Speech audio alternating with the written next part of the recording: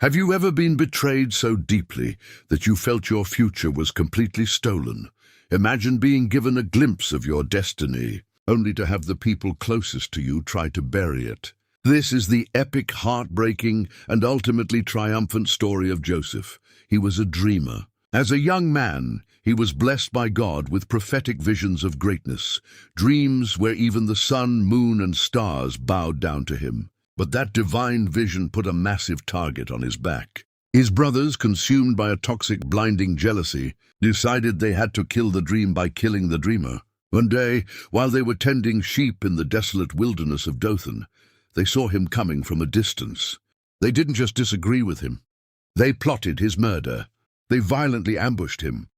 They stripped him of his coat of many colors, the ultimate symbol of his father's favor and love. Then they threw him into a dry, pitch-black cistern, a literal pit in the desert. Listen to the absolute silence of that pit, the cold, unforgiving stone, the terrifying realization that his own blood had turned against him. Above him, his brothers sat down to eat a meal, completely deaf to his cries for mercy. The future, he saw, vanished into the dust of a cruel road as they pulled him up, only to sell him for 20 pieces of silver to a caravan of passing Ishmaelites. He was dragged away in chains, a beloved son reduced to a piece of property, marching barefoot toward the brutal pagan empire of Egypt. Everything God had promised him seemed like a cruel, twisted joke.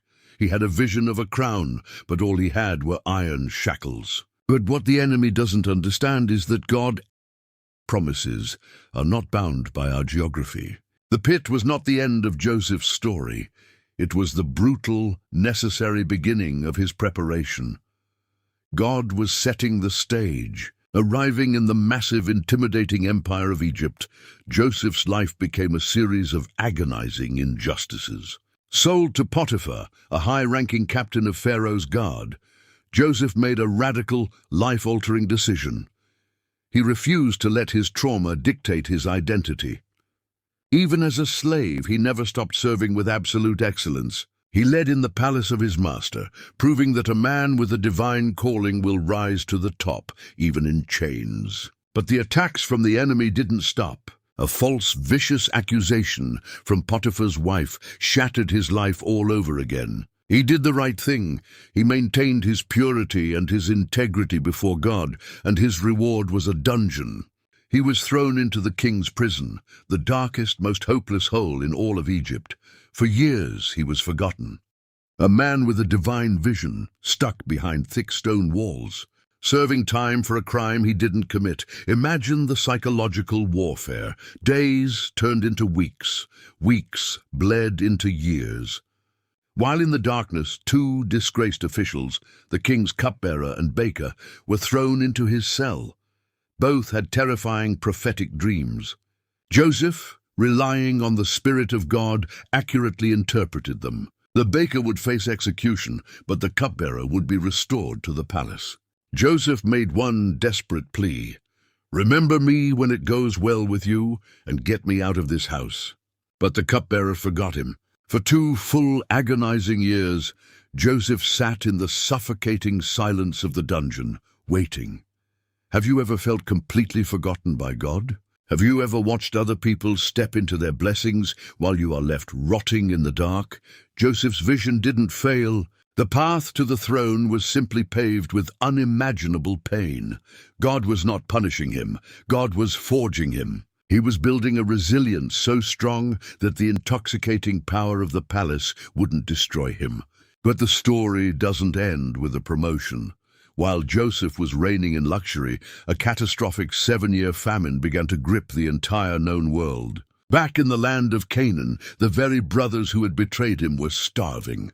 They had no idea that the brother they sold into slavery was now the only man on earth who could save them.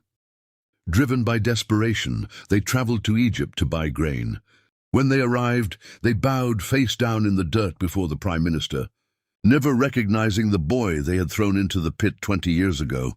Joseph, however, recognized them instantly. Instead of revealing himself, Joseph decided to test their hearts.